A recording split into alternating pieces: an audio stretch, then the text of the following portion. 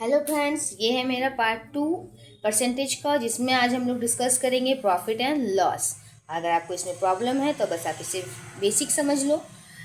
Hello, welcome to our YouTube channel notebook Pathshala. और आज मैं आपके लिए लेकर आई हूँ प्रॉफिट एंड लॉस। हमने पहले भी परसेंटेज को पढ़ लिया है, परसेंटेज कैसे निकालते हैं और कैसे कन्वर्ट करते हैं।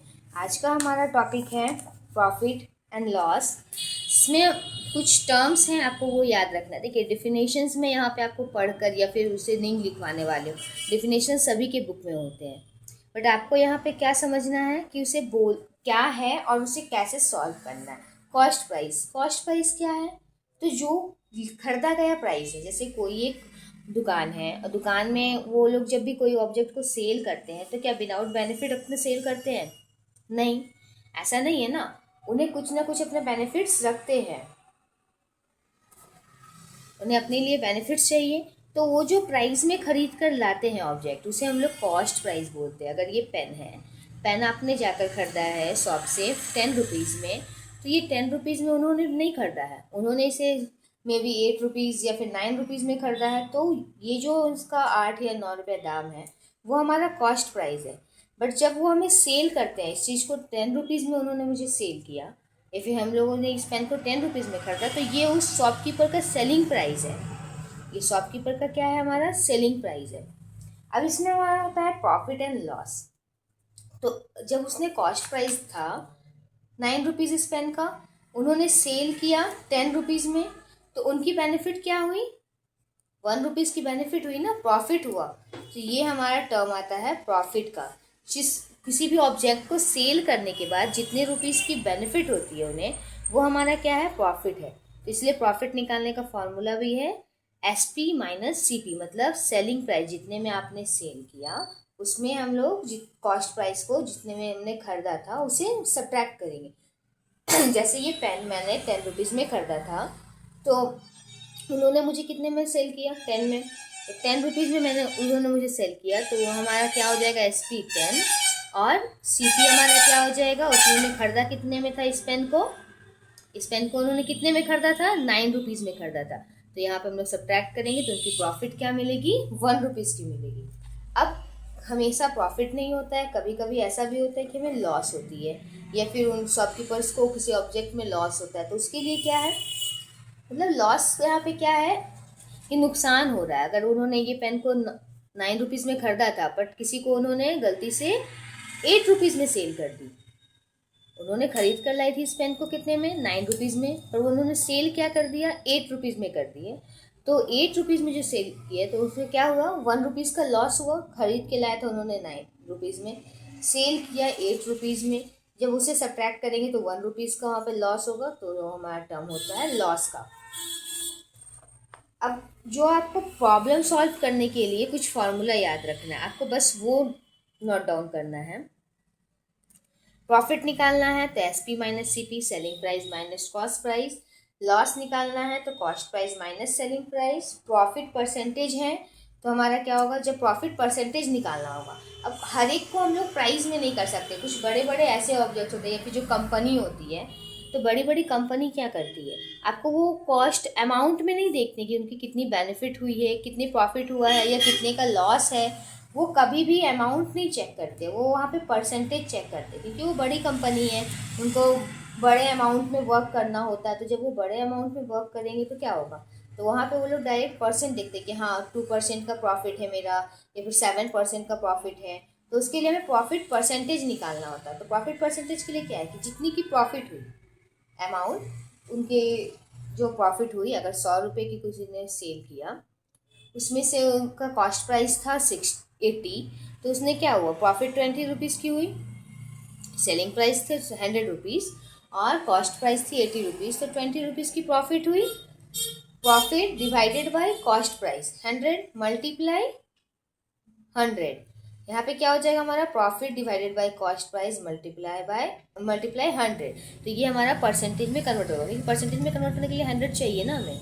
तब ये क्या हो जाएगा हमारा? यहाँ पे अगर आप सॉल्व करोगे इसे, मैंने जो एग्जांपल दिया, तो 20/100 मल्टीप्लाई 100, यहाँ पे सिर्फ 20% निकलेगा। सेम है लॉस के लिए भी, कभी कभी कंपनी लॉस में भी जाती है, जब लॉस में जाती है तो उसका लॉस परसेंट निकाला जाता है, तो यहाँ पे loss divided by CP multiply 100, इसमें परसेंटेज का साइन होगा। अब क्या है, इफ जो हमारा कोई भी परसेंटेज P रहेगा, प्रॉफिट हमारा जो है वो P% होगा, तब हम लोग क्या करेंगे, मतलब हमारे पास प्रॉफिट दी हुई नहीं है, हमें प्रॉफिट भी निकालना है और उसका परसेंट, और इसके बाद हमें SP निकालना है, तो क्या करेंगे, SP equals to CP plus profit. अब प्रॉफिट परसेंटेज निकालने का फॉर्मूला हमें पता है, प्रॉफिट परसेंट ऑफ CP, यहाँ पे प्लस करेंगे, इसको सॉल्व कीजिएगा तो हमारा आएगा, जब हम लोग सॉल्व करेंगे तो हमारा आएगा SP equals to 1 plus P/100 of CP। Same है हमारा लॉस के लिए भी, जब हम लोग का लॉस L% होता है तो हमें उसमें निकालने के लिए क्या करना होता है, SP निकालेंगे तो सेलिंग प्राइस, तो हमारा होगा 1 माइनस L/100 ऑफ CP। जो CP जितना है उसके अकॉर्डिंग हम लोग यहाँ पे वर्क करेंगे। क्लियर है। अब इसके कुछ क्वेश्चंस हैं जो आपको सॉल्व करने होंगे, जैसे हमारा क्वेश्चन में आपका एक और टॉपिक है हमारा ओवरहेड चार्ज, जो इसमें इंक्लूड होती है। ओवरहेड चार्ज मतलब किसी भी ऑब्जेक्ट को आपने खरीदा, ठीक है, अब आप उस ऑब्जेक्ट को खरीद रहे हो, उसके बाद फिर आप उसे लेकर जा रहे हो शॉप पर, जैसे यहाँ पे एक्स्ट्रा चार्ज से आप समझ सकते हो। जब आप लोग कोई ऑब्जेक्ट खरीदते हो तो मार्केट जाते हो, मार्केट से जाकर उसे लेकर आया, तो उसमें क्या होता है, आपको प्राइस लगती है। जैसे अगर आप एक एग्जांपल ले लो कि आपके घर के पास एक शॉप है और एक मार्केट में शॉप है, ठीक है, आपको कुछ ऑब्जेक्ट लेना है, ये शॉप में वो ऑब्जेक्ट आपको मिल रही है 20 रुपीज़ की, अब उसी मार्केट में आपको वो शॉप ऑब्जेक्ट मिल रहा है 15 रुपीज़ का। क्लियर है। लेकिन आपको घर से ये शॉप तक जाने में कोई एक्स्ट्रा चार्ज आपको नहीं लग रहा है, जीरो है। लेकिन जब आप घर से आप मार्केट जाओगे तो आपको यहाँ पे एक्स्ट्रा चार्ज 10 रुपीज़ लग रही है। क्लियर है। आपको यहाँ पे एक्स्ट्रा चार्ज कितना लग रहा है, 10 रुपीज़ लग रही है। तो अब इसमें आपको क्या करना है, आप देखो कि आप इस ऑब्जेक्ट का, जो ये एक ऑब्जेक्ट था, इसका प्राइस क्या हो गया, यहाँ पे 20 रहा और यहाँ पे आपका 15 था, लेकिन आपने जब वहाँ गए एक्स्ट्रा आपको चार्ज लगी, तो आप ये ऑब्जेक्ट का दाम क्या हो गया, प्राइस यहाँ पे 20 रह गया, ₹20, और यहाँ पे वो बन गया ₹25। क्लियर। तो इसे हम लोग बोलते हैं ओवरहेड चार्ज। ये जो एक्स्ट्रा अमाउंट हमें लगा किसी ऑब्जेक्ट को लाने में, तो उसमें ओवरहेड चार्ज उसे बोलते हैं। क्लियर। अब आप शॉपकीपर्स जो होते हैं वो क्या होता है, किसी भी सामान को खरीदे तो उसे लेकर आते हैं, तो उन्हें उनके एक्सपोर्ट में जितना भी खर्च लगती है, मतलब जो एक्स्ट्रा चार्जेस है उनका, वो सारा टैक्स वगैरह सब कुछ इंक्लूड करते हैं। उसके बाद फिर वो एक आपका CP रेडी करते हैं, उनकी कॉस्ट प्राइस अलग होती है, फिर ये जो एक्स्ट्रा चार्ज ऐड कर वो एक अलग कॉस्ट प्राइस रेडी करते हैं। तो इसके ऊपर जब आप क्वेश्चन सॉल्व करोगे तो आपको ये क्लियर होगा। मैं कुछ क्वेश्चन आपको दिखा रही हूँ। हाँ, और अगर आपको ये सारे वीडियोस पसंद आ रहे हैं या फिर आपको समझ में आ रहा है, इजी एक्सप्लेन हो रहा है, तो आप इस वीडियो को शेयर ज़रूर करना अपने फ्रेंड्स के साथ, ताकि वो भी इन सारी चीज़ों को पढ़ पाए, समझ पाए। देखिए क्वेश्चन क्या है हमारा, फाइंड द प्रॉफिट और लॉस परसेंट। सबसे पहले हमें क्या फाइंड करना है, प्रॉफिट और लॉस परसेंटेज फाइंड करना है। तो कॉस्ट प्राइस दिया हुआ है, सेलिंग प्राइस दिया हुआ है, आप परसेंटेज फाइंड कर सकते हो। पहले आप देखोगे, चेक करोगे प्रॉफिट हो रही है या लॉस हो रही है। यहाँ पे हमारा इस केस में प्रॉफिट हो रहा है, लेकिन इस केस में क्या हो रहा है, हमें लॉस हो रही है। तो हमें यहाँ पे प्रॉफिट की परसेंट निकालना है, यहाँ लॉस का परसेंटेज निकालना है। इसी तरह से हमें आगे अगर देखते हैं तो हमारा कोई भी एक है, by selling and articles for 1636 rupees .25, उन्होंने कितने में सेल किया है, ये प्राइस उसका है सेलिंग प्राइस। और डीलर गेन कितना किया, उसका एक्स्ट्रा कितना है, मतलब प्रॉफिट दिया है।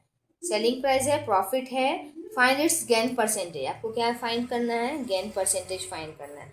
आप इसी तरह से जब आप क्वेश्चन सॉल्व करोगे तो आपको समझ में आएगा कि हमने जो टॉपिक पढ़ा है वो क्या है।